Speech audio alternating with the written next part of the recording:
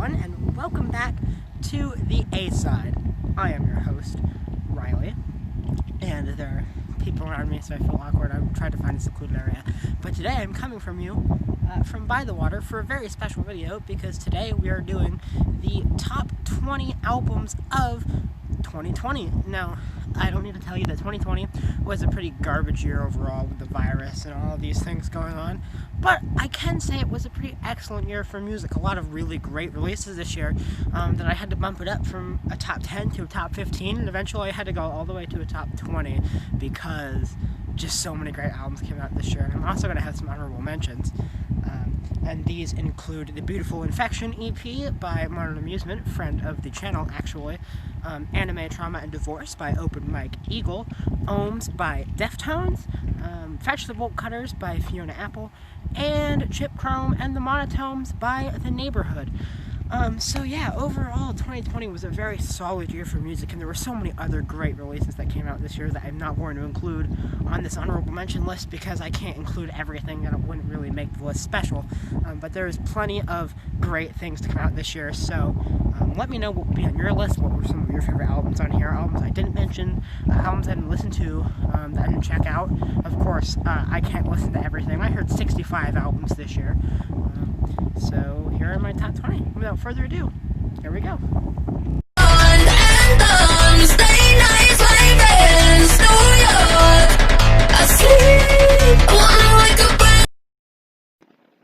So, coming in at number 20 is How I'm Feeling Now by Charli XCX.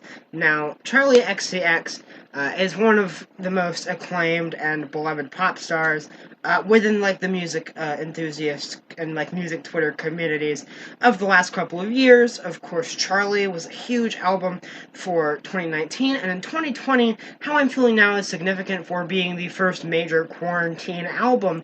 As a result, the lyrics are pretty sad and longing for going back to that life of partying and shows and having fun with the girls all the time. And that's a lot of what this album goes through lyrically. You can hear that most on C 2.0, which is a sequel to Charli's Click. And sonically, this album is kind of experimental. It's very hyper-pop. 100 Gex asks you have Dylan Brady of 100 Gex making and producing a song like Claws. At some moments, it's almost borderline industrial. Opener, Pink Diamond, which is one of my favorite tracks off the album, almost sounds like something off of Kanye's Yeezus. And what I really love about this album is how it takes these kind of loud, abrasive, hyperpop, almost sometimes industrial beats, and mixes them with these sugary, sweet, bubblegum pop melodies. And these two things together on this juxtaposition just sound amazing. Take Second Track Forever as example. That's a really kind of scratchy and loud instrumental, but just these catchy, amazing, bubblegummy, poppy melodies. And it's just a great, and also Anthems is an absolute banger. Running out of teardrops, let it hurt till it stops, I can't keep my grip. Coming in at 19 is Bring Me the Horizons post-human survival horror, which is just an amazing return to form for this band, coming back to more of a almost nu metal sound, very inspired by bands like Linkin Park, and they just knocked it out of the park here, song after song after song.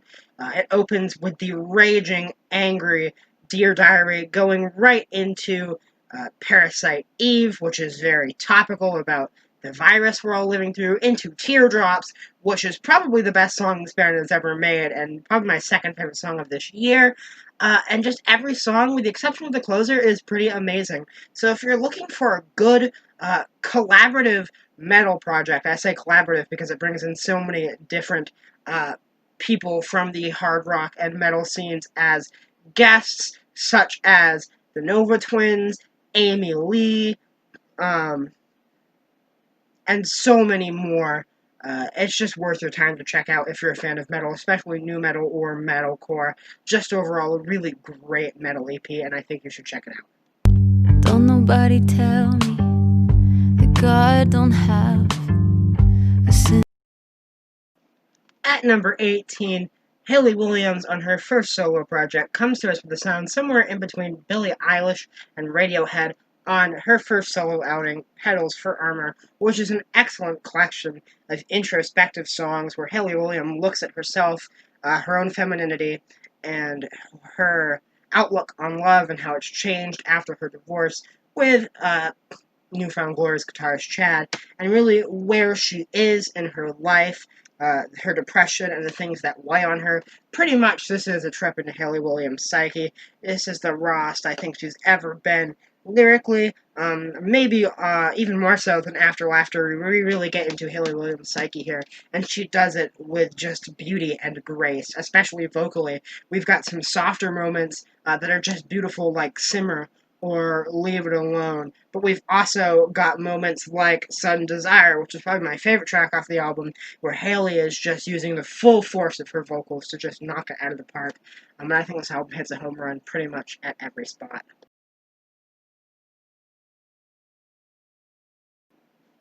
Coming in at number 17 is Microphones in 2020 by The Microphones. This band's return after like a decade of being Mount Erie. Phil Elverum returns to The Microphones name to drop this very retrospective project where he covers his entire career up into this point from when he started to now in 2020.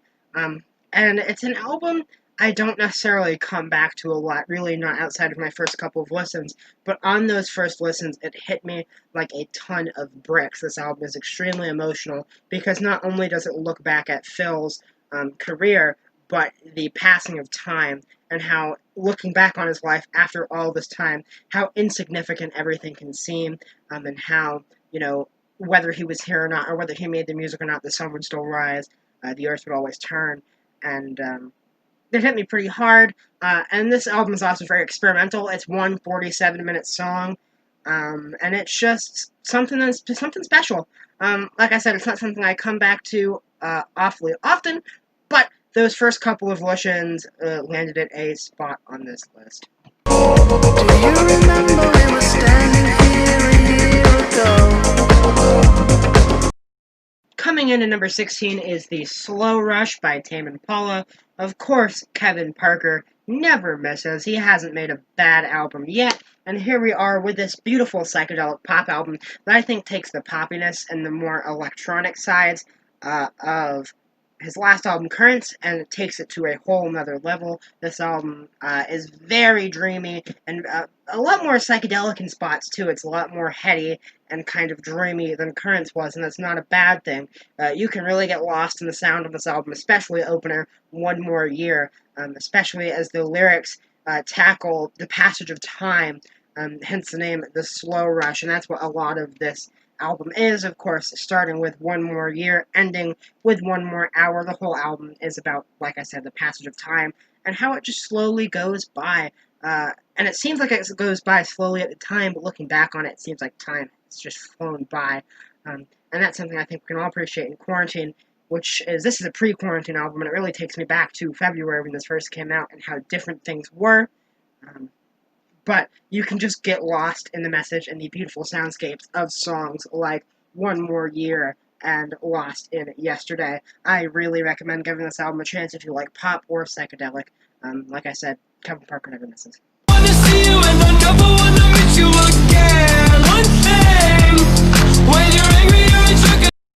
Coming in at number 15 is Ugly is Beautiful by Oliver Tree. This album was one of two albums that I considered my summer jam. They're in rotation for most of the summer. This is just a wonderful pop album with influences from hip-hop and alternative rock, and it covers the topic of being an outcast and being different from everyone else, but also pushes the message that that's okay and that's what makes you special. And of course, it being called Ugly is Beautiful, it really does affirm that, you know what, you are an outcast, you are different, but that's okay. And, it's better to be different than to be the same. It's one of those albums one of those rare albums that make you feel better about yourself as a person, and really just empowers you no matter who you are, letting you know that, your vices and the things that make you different are the things that make you special. So, a very good album indeed. I'm not a goddamn failure. SOS, I'm calling. SOS, I'm calling. Maybe controversially, coming in at number 14 is Tickets to My Downfall by Machine Gun Kelly, which is just a great transition from hip hop to pop punk. And I feel like Machine Gun Kelly being so popular as a rap artist and as a hip hop artist, especially with younger generations, him transitioning to a pop punk sound means he has a way of appealing to kids my age who really had never been interested in rock before, and it's kind of really breathing new life into the pop punk genre. And someone who's really, a really big fan of pop punk, I'm very happy about that. And not only that, these songs are just bangers, of course, being produced by Travis Barker and having drums by Travis Barker. They sound like some long lost Blink 182 songs, but like better than California. Like California, if it was good, is what Tickets to My Downfall is. This album's just excellent, from opening title track to Concert for Aliens to Forget You featuring Halsey, which just sounds amazing. I think Halsey should make a rock album too. Really just a great pop punk album that can appeal to people who've never been interested in rock before. And as someone who's a longtime fan of pop punk, I think this turned out really well, and I'm excited to see where Machine Gun Kelly goes with this sound in the future. No, I'm still here, and I'm not dead. Coming in at number 13 is my other Summer Jam album, All Distortions Are Intentional, by Welsh pop punk band Neck Deep. And here they take pop punk to a completely new level and really innovate it to something really blissful. I think it's one of the most blissful pop punk albums out there. The way it's mixed is just so warm. And this album is very poppy in places. Despite being called All Distortions Are Intentional, it's one of their less distorted albums compared to like Life's Not Out to Get You. But that's not a bad thing. Like I said, this album is blissful and beautiful in many spots, and also it's a concept album, and the lyrics on this thing are just great. I know on opening track Sunderland, the lyrics, "Welcome to my dark despair, everyone here is a nightmare," is a lyric that has definitely stuck with me, and I think the song that stuck with me the most here is Sick Joke, which is just an amazingly penned song about how life can become so tedious and sad, how it all feels like a sick joke, like life is shoving its fingers to the back of my throat. Really, just the way this album is mixed is so warm and comforting, along with these lyrics that really kind of make you feel like everything is going to be okay. It's just a blissful experience, and it takes pop punk to a whole new level. All Distortions Are Intentional is just an amazing album, and another hit from Neck Deep, probably their best album since Life's Not Out to Get You. I'd put this at number 2 in Neck Deep's discography. I really wish I could put this higher, but so much good stuff came out this year, so that's how you know I love all the albums on this list. All white Gucci suit, I'm feeling righteous. Yeah, I know that the truth is hard to. Coming in at number 12 is another album I wish I could have put higher, Legends Never Die by Juice WRLD, which held the spot as my favorite hip-hop album for a good chunk of the year. This album is just great, man. It's so varied in all the different sounds it brings, and lyrically it really brings you into kind of what Jared was thinking in his last days before his death. It's one of the best posthumous albums I've ever heard. You've got some pretty beautiful lyrics here on a song like Righteous, and Hate the Other Side, and Bad Energy, and Life's a Mess, and Wishing Well, especially. You've just got some pretty chilling lyrics from a man who's now passed on, and it's almost like in some spots he really knew it was coming, talking about his depression and his drug use, talking about how his drug use is going to be eventually the death of him, and what is my dog doing right now? I'm in the middle of a video. And really, just an absolute, a pretty beautiful album through and through. My favorites being the Marshmello-produced Come and Go, which has this rock edge to it, especially at the beat drop here. And then lyrically, my favorite on this album would be Wishing Well, because it's just extremely touching and heartbreaking, as the entire album is. I have a full review on it, if you are interested in deeper thoughts. To me about forgiveness, my God, just. Coming in at number 11 is another album I have done a review on, Imploding the Mirage by The Killers. This album is just great. It's the best thing they've done in a decade, since 2008. day and age, this album just kicks all sorts of major ass, and it's just classic, great killers. It gives me a lot of Sam's Town vibes, especially in a song like My God, which just has this amazing, big Heartland, classic hook. Don't talk to me about forgiveness.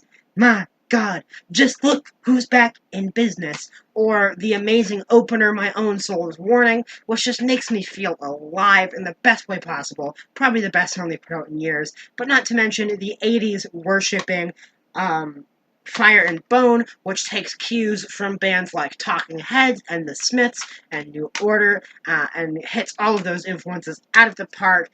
The amazing Caution, which is just once again another classic Killers rock banger.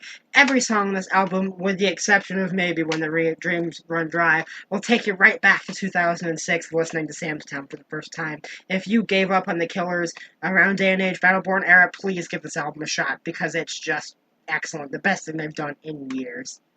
Wake up, filthy.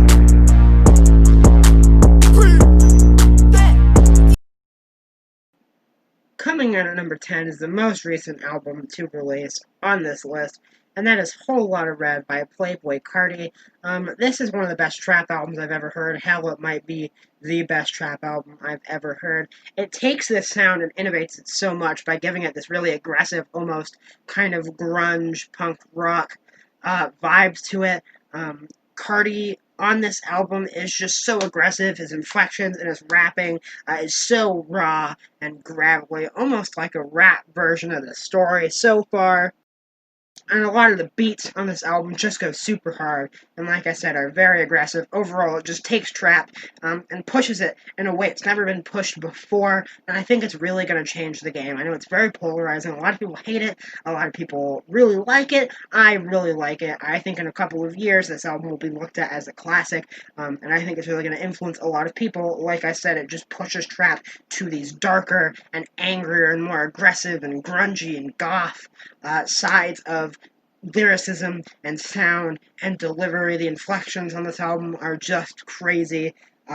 Also, not to mention a Kanye feature, a Cudi feature, a Future feature. This thing is just stacked with feature after feature. Just a pretty great album, and I'm excited that this is out. I've been really excited over this album, and I'm going to do a full review on it coming very soon, either in the next, before the new year or after the new year. If it's after the new year, it will be very soon after. So go check it out so you have enough time to listen to my review. Candlesticks in the dark, visions of bodies being burned. The hook gon' be what it is, the hands off, the retribution. Coming in at number 9 is Visions of Bodies Being Burned by Clipping, which is an experimental industrial hip-hop group who on this album and the preceding 2019, Their Consistent Addiction to Blood, really brings their sound to a whole new level and brings it to a horrorcore focus. Lyrically, this album being very inspired by horror movies and murder.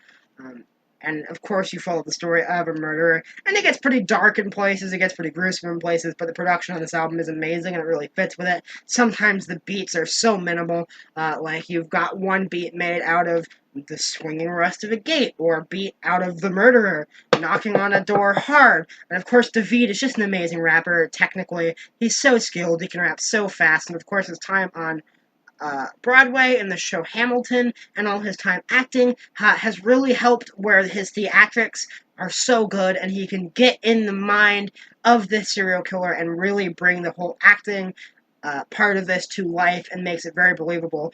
So just a great experimental, sometimes minimal, sometimes industrial horrorcore album. Just amazing stuff right here. I really wish I could have put this higher. But so much good stuff came out this year. This album is genuinely excellent, especially on vinyl. I recommend picking it up if you're into that kind of stuff. Very good. Visions of Bodies Being Burned coming in at number 9.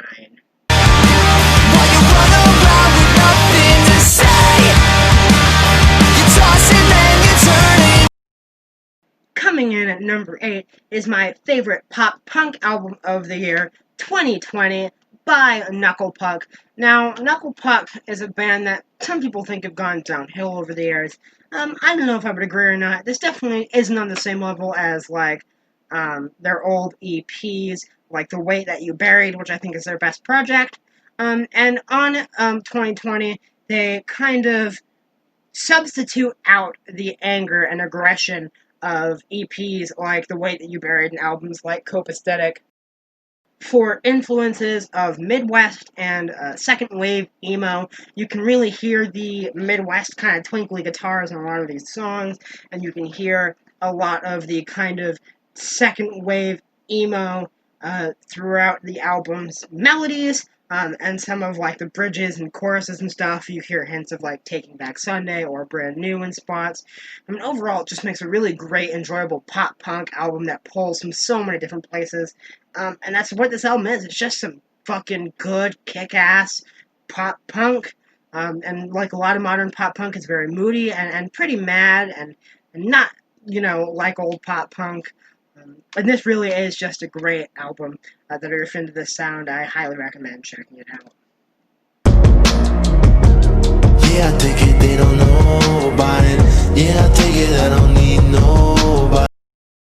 Coming in at number 7 is my favorite hip-hop album of the year, Man on the Moon 3 by Kid Cudi, the latest installment in the at this point, legendary Man on the Moon trilogy. Of course, it's not as good as Man on the Moon 1 or 2, but this album is amazing. It's so vibe-heavy, and just sounds beautiful production-wise. Cudi, of course, is himself as always. The hums are just ethereal and amazing, and his lyrics are relatable, talking about like depression and sadness and fighting your demons, and overcoming it no matter what, especially on songs like Sad People and The Void, and Tequila Shots, just to name a few, are just amazing. This album's production sounds beautiful. Like I said, it's very vibe heavy, psychedelic in spots. Solo Dolo Part 3 is just amazing. This entire album, really, there's not a bad track.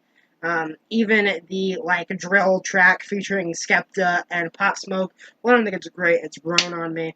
Just my favorite hip hop album of the year. Kid Cudi, great as always. Probably my second favorite rapper behind Ye at this point. I'm just in love with this album, and I see myself coming back to it a lot over and over again in the future because it just. I vibe with it. I vibe with how the beats sound, how chill they are, and I vibe with what Cudi has to say. As per usual, man, he's back and better than ever, and I'm excited for part 4.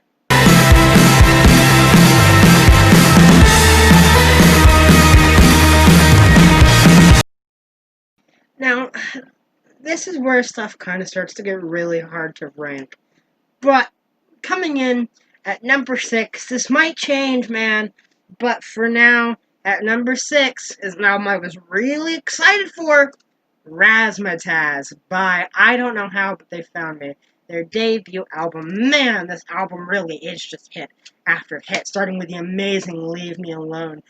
Pulling from all these 80s influences and so many different sounds. It's like a Frankenstein of an album, really. And I think the best place to look at that is this song, Cluster Hug, which has so many different sounds. It starts out sounding like, like an indie rock band, an alternative rock band, like Panic at the Disco, Killers-esque, and then turns into like the Ronettes' Be My Baby Tonight, and then has a new order breakdown in the middle of it on the bridge. And that pretty much describes the entirety of the album. It's just an absolute Frankenstein of so many different sounds and 80s influences across so many different styles of music, but it never feels like a ripoff or someone wearing their influences too heavily on their sleeve, because Dallin Weeks is an amazing performer. He just kills it on the vocals here throughout the entirety of the album, especially on Leave Me Alone, and kills it on the lyricism as well. You can listen to a song like New Invention, or especially Kiss Goodnight, and they'll hit you, man. They'll get to you, especially Kiss Goodnight. And a lot of these songs are just fun, like Lights Go Down, or New Invention, or Mad IQ, Leave Me Alone, the title track. These songs are just so much fun, even though beneath the surface there is something a little darker and more sinister going on. And it's kind of got a sinister vibe to it in places where you wouldn't find it typically. You'd have to really listen to the lyrics. Overall, this is just a really great album. I do still prefer the EP from 2018, but God, Razzmatazz is just great. I think most songs, with the exception of From the Gallows, are just great. So yeah, coming in at number 6, This was originally a lot higher, but we had some switching of places. And of course, the rest of the albums on this list, my top 5, are just amazing.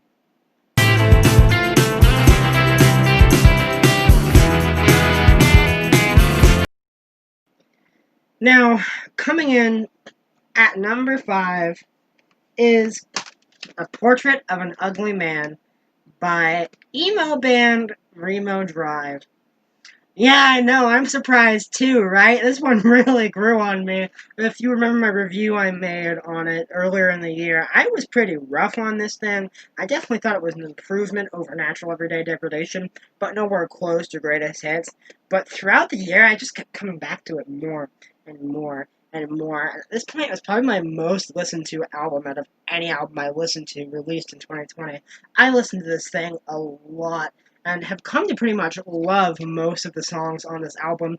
I know most of them by heart. It's really fun to sing along to the background vocals on tracks like Star Worship and True Romance Lives. It's fun to sing along with the background vocals a lot of the time, more than it is the lyrics.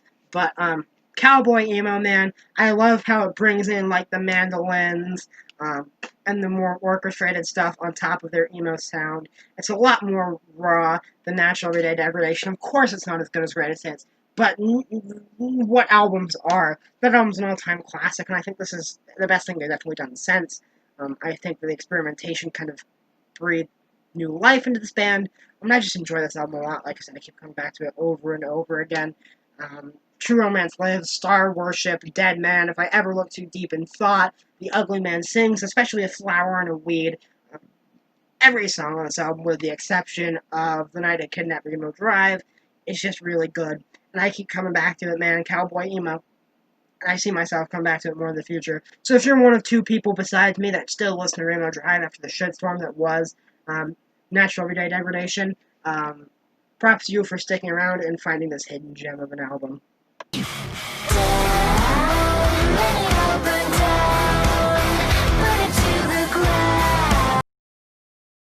Coming in at number 4 is I Disagree by Poppy. Now, this album is the first album I listened to this year, and it's one that I just consistently loved for the entirety of the year. The way it bounces between pop and metal and alternative rock and classic pop and industrial, just on a dime all the time, it's just amazing. It really blows my mind. Take a song like the opener Concrete, how it just switches from these tracks, from the style to style so quickly, especially styles so far from each other. Like it'll go from sugar sweet pop to heavy metal, new metal, Linkin Park, bangers. And it's pretty amazing, honestly. And I think every song on this album is amazing. This album really just blows my mind every time I listen to it. It's such a blast. But to be honest, my favorite moments on this album is when Poppy goes in more of a dark wave direction and sticks that dark wave sound, such as Sick of the Sun, being the main example, being probably my favorite track off the album. I think that's really where she shines the best on this album, is this kind of goth, dark wave pop sound. I really hope she sticks with it and kind of experiments with that more in the future. Not that I don't love the metal, because I love, the metal songs like Blood Money are just amazing, or the title track has probably the best hook of the year. Just some amazing stuff here.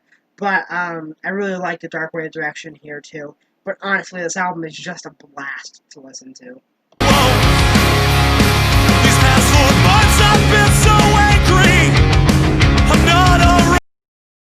Coming in at number 3 is Brave Faces Everyone by Spanish Love Songs. I'm not going to say anything about this album because I really don't want to spoil it. Just know it's really special.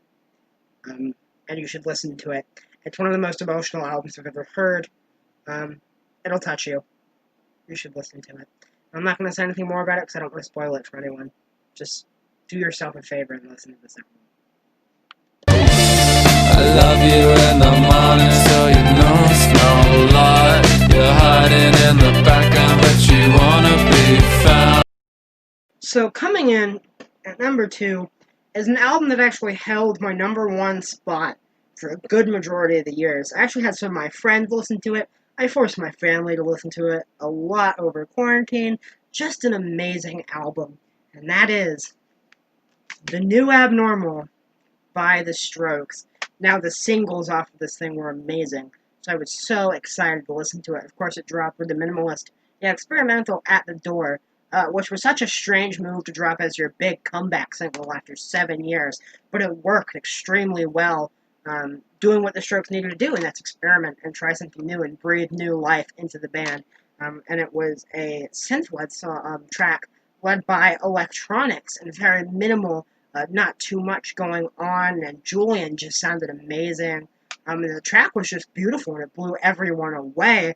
Of course, then it was followed by Bad Decisions, which is a song that sure sounds like old punk rock and garage rock standards, but with the Strokes breathing new life into them and bringing their own touch to them. Really, I think this is the best project the Strokes have ever made, really. Most people agree it's definitely the best since Room on Fire, but I think this is the best Strokes album ever in general. It just does so much to enhance their sound, because it's still the Strokes you know and love. It's still the Strokes that we hear on Is This It and Room on Fire, but they experiment with electronics and synthesizers and different sounds, and I think it really fits this band, and I think they pull it off really well. You can hear that, especially on, like I said, lead single At the Door, a really huge risk, but a risk that paid off extremely well, or Eternal Summer, which is my favorite track off this album, was my favorite song of the year, definitely still top 3. Really, every song on this album is amazing. I love the guitar interplay when the adults are talking. I absolutely adore the banger Brooklyn Bridge to chorus. And, of course, the closer, Ode to the Mets, is a beautiful way for this album to end, especially the very end where it just hits this crescendo of beautiful synthesizers and guitars. And Julian, of course, kills it vocally. My big problem with Come Down Machine Down that came out before this is that Julian Casablancas' falsettos sounded like garbage. That's not the case in The Abnormal. He practiced, and oh my god, his falsettos sound amazing. The voice of an angel here, and even when he's not singing falsetto, of course he sounds amazing, and of course he's just so cool as always. Julian Casablancas is just a cool motherfucker. I love this guy. You know, he just he's the one who went to Antarctica and is raising it so cold there because he is just that cool. That was a really stupid pun, but I don't care because I love the Strokes and it's their best album yet. It was really close to being number 1, but one album came and topped it. If you saw my review of this album earlier in the year, you already know what one it is.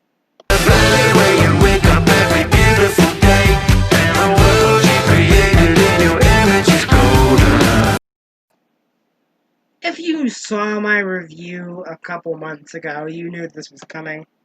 Coming in at number 1 is Song Machine by Gorillaz. Now, when I reviewed this album, I gave it a 10 out of 10. A perfect score, which is the first perfect score I believe I have given officially to an album newly released on this channel. I gave one of Microphones in 2020 when it dropped, but that wasn't an official review. It was a first impression. That album is not a 10. I stand by this being a 10 months later. Every song on this album is just stunning. Damon Albarn brings in so many different collaborators who you think wouldn't always work well together, but really do. And it keeps every song extremely fresh and interesting.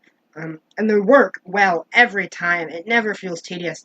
And of course, it brings so many different genres from all over the place and infuses them together. It bounces from genre to genre a lot, but it works so well because Damon is bringing in people who are experts. You've got people like Peter Hook on the amazing, melancholic, beautiful Aries, which is my favorite song of the year, my favorite song on this album. It's a perfect song. Aries is beautiful. And it's amazing, Peter Hook's bass line, and how it takes a big influence from New Wave and New Order, but then you've got this really weird, kind of outlandish pop song, The Valley of the Pagans, with Beck, which is just equally as amazing, even though it's very different. You've got Strange Times, which is this, like, kind of goth dance song with Robert Smith of The Cure, or The Pink Phantom with Elton John and Six Lack, you think wouldn't work well together, but the fact that they're so cartoonishly on two completely different lanes, you've got Elton John with the grand pianos belting, and it's so like theatrical and epic. But then you have the low key, moody R&B of Six Flag, and they're so far from each other. But when they are intercrossed with each other, it's just beautiful, and it works so well in this amazing, beautiful song. And of course, Damon can't be understated. You've got the kind of electric remake of Reggae on Friday the 13th featuring Octavian, the banger of a closer, um, with Slow Tie, Enslaved, Momentary Bliss. Just every song on this album is amazing. I think part of it is because of the whole song machine concept, how it was more of a collection of singles than an album per se. And I think the focus on the single is what makes every one of these songs so strong individually. And maybe it's not always super consistent and cohesive as an album because of it. Um, but every song is just so strong by itself that you can't help but think this album is perfect because every song just fucking works, man. Because it's so focused on the single, it makes sure every song is amazing. So yeah, this is the best thing this band's put out since Plastic Beach, which says a lot because I don't think Gorillaz ever put out a bad album. I'm in the minority of people who actually loved Humans, and I really like the Now Now, but this just puts it to shame, man. I bought this album on vinyl and CD. I loved it so much. And it didn't show off my other colored vinyls, but I'm showing off this yellow translucent one just because I love this album so much, really. If you want to know full thoughts on it, I did like a 20-plus minute review because I think this album's pretty stunning. It's amazing. I think it's a modern classic. I'm going to be honest. I think it's up there with albums like Plastic Beach and Demon Days, which are both considered to be the best albums, some of the best albums of their respective decade, 2000s and 2010s. I think this is going to stand to be one of the best albums in the 2020s.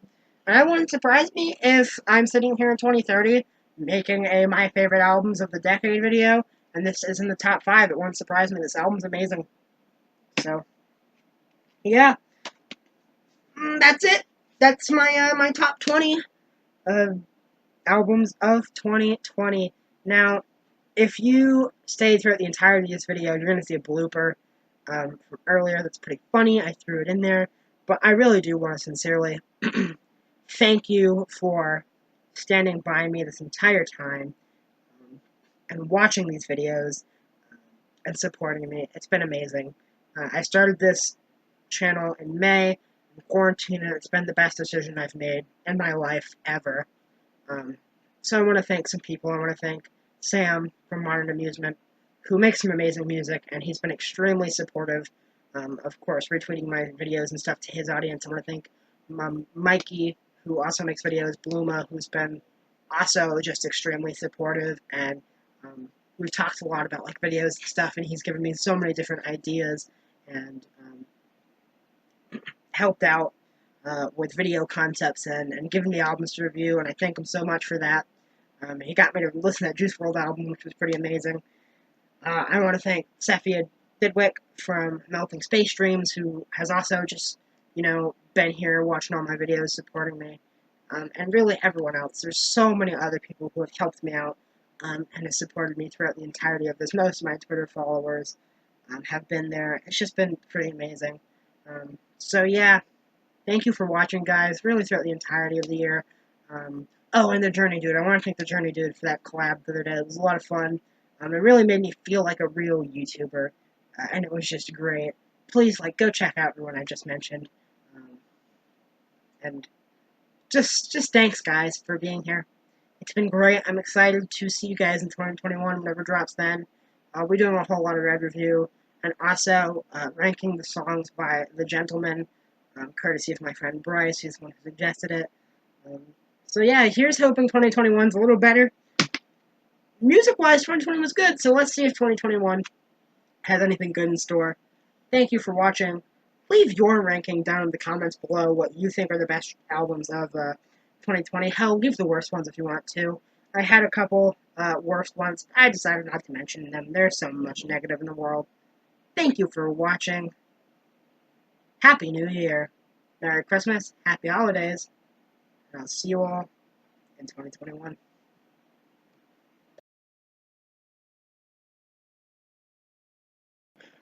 Coming in at number 18, Hayley Williams comes to us with her first solo album, sounding like somewhere in between Radiohead and Billie Eilish. We've got Petals for Armor. A really great solo outing. Pretty much every song on this album slaps.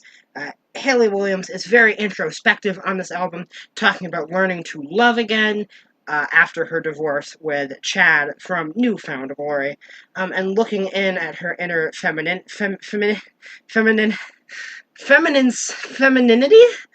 fem, femininity,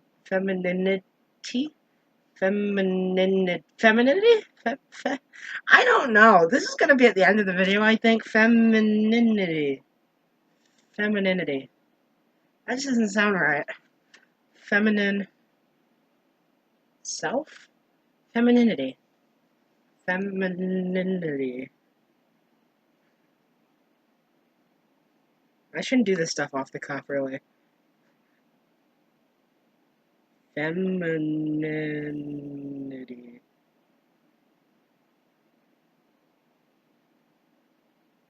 It's a word! Femininity? Just doesn't sound right. Huh.